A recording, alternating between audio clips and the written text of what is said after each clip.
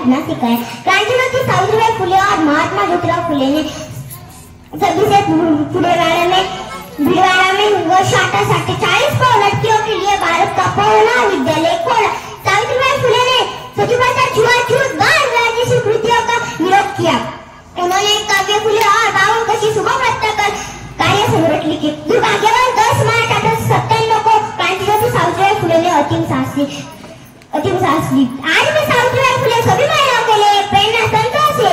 जाते जाते बस मैं 2 शब्द बोलूंगी। सावित्री हमारी अगर माई न होती तो अपनी कमी भी पढ़ाई न होती। सावित्री हमारी अगर माई न होती तो अपनी कमी भी पढ़ाई न होती। जानवर सा भटकता मैं इंसान होकर ज्योति सजा अगर तू थमाई न होती, अगर तू थमाई न होती। जय हिंद, जय महाराष्ट्र, धन्यवाद।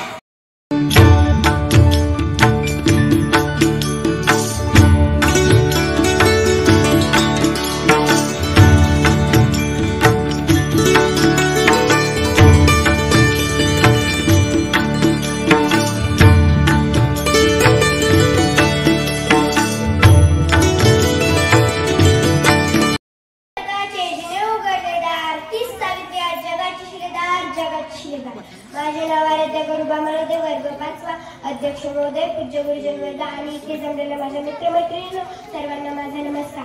आज 3 जानेवारी भारतीय प्रथम शिक्षिका, मुख्याध्यापिका व स्त्री शिक्षणाच्या प्रणेत्या क्रांतिज्योती सावित्रीबाई फुले यांचा जन्मदिवस। यांच्या प्रतिमेचे अभिवादन करून मी माझ्या भाषणाला सुरुवात करते। तुझ्या उत्तुंग भरारी पुढे गगनही ठेंगणे भासावे, तुझ्या विशाल पंखाखाली विश्व ते सारे वसावे, विश्व ते सारे वसावे। आज प्रत्येक क्षेत्रात स्त्रिया सर्वोच्च पदावर काम करताना आपल्याला दिसत आहे। असे कोणतेच क्षेत्र नाही जिथे स्त्रिया नाही। स्त्रियांनी खूप प्रगती केली आहे। यांचे सर्व श्रेय जाते की सावित्रीबाई फुले यांना। पूर्वीच्या काळी स्त्रियांना, मुलींना शिक्षणाची परवानगी नव्हती। चूल आणि मूल एवढेच काम त्या काळी त्यांना दिले गेले होते। वाचन लेखनाचा स्त्रियांशी दूरपर्यंत कसला संबंध नव्हता। या अनिष्ट पद्धत मोडून काढण्यासाठी थोर महात्मा फुले व सावित्रीबाई फुले यांनी इसवी सन 1848 मध्ये पुणे जिल्ह्यात पहिली शाळा स्थापन केली व ती पहिली महिला शाळा होती। सावित्रीबाई स्वतः मुलींना शिकवण्यासाठी शाळेत जात असत, परंतु हे तेथील लोकांना आवडत नव्हते। लोक त्यांच्यावर शेण, माती, कचरा फेकत असत। सावित्रीबाई फुले महिलांच्या शिक्षणासाठी त्यांचं अख्खं आयुष्य पणाला लावलं। अखेर प्लेगग्रस्त रोगाची सेवा करत असताना त्यांना प्लेगची लागण झाली व त्यातच त्यांचा मृत्यू 10 मार्च 1897 रोजी झाला।